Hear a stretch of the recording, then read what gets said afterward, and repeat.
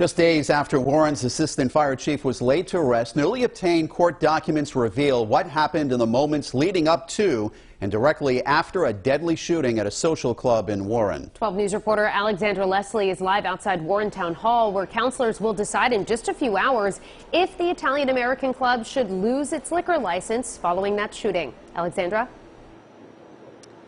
Well, Shannon, court documents show us what a bartender and club members say they observed and told police that afternoon, noting that the shooting suspect appeared to be aggravated. But what they don't show is a motive for why Michael Ouellette decided to open fire that day. We may never know why Michael Ouellette opened fire at the Italian American Club he served as president of.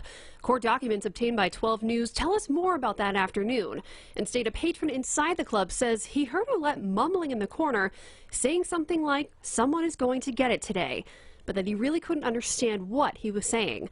Both the patron and a bartender say Ouellette had been at the club earlier in the day, but came back looking for the director. The bartender told police Ouellette entered the bar through the side door, then walked up to Assistant Fire Chief Brian Remy and shot him in the back of the head.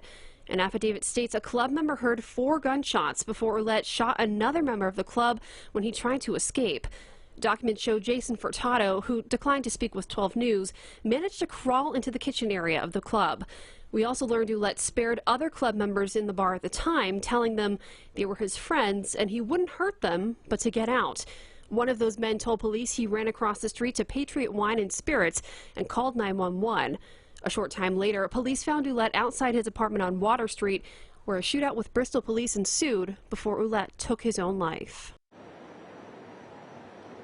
And documents also reveal what police found inside Ouellette's Water Street apartment. I'll have those details coming up new at 6. Live in Warren, Alexandra Leslie, 12 News. Looking ahead to about an hour from now, Warren's Town Council is set to hold a show cause hearing to determine if the Italian American Club will lose its liquor license. This is after a shooting inside the club on September 2nd that killed the town's assistant fire chief and injured another person.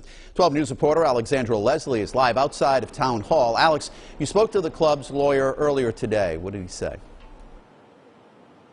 Yeah, so the attorney that represents the social club told me that he believes the town has a right to hold this hearing, but that the perspective of the club members that this shooting was unforeseeable. Warren police still have not released a motive in a deadly shooting almost 2 weeks ago. We're assuming there could have been an altercation. Newly obtained court documents don't detail an argument between shooting suspect Michael Ouellette and club members, but they do say members in the club that day saw he was aggravated and looking for one of the club's directors. Witnesses told police Ouellette walked back into the bar, put a gun to Brian Remy's head and fatally shot him before shooting another member inside the club. That victim, 41-year-old Jason Furtado, survived. While documents show Ouellette spared other members inside the club, when he ran off, he entered a shootout with Bristol police, who spotted him down the street. Police say Ouellette ended up taking his own life, leaving detectives without a clear reason why he took a gun to the Italian American Club that day. Court documents reveal a part of the picture, with police writing they found at least 4 guns, multiple rounds of ammunition, a hunting vest, and pills prescribed to Ouellette inside his Water Street apartment. Police say nothing was seized from inside his car. Now, the club's attorney told me that the club is still open to members right now. Tonight's meeting starts at 7.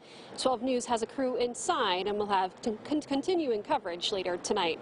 Live in Warren, Alexandra Leslie, 12 News.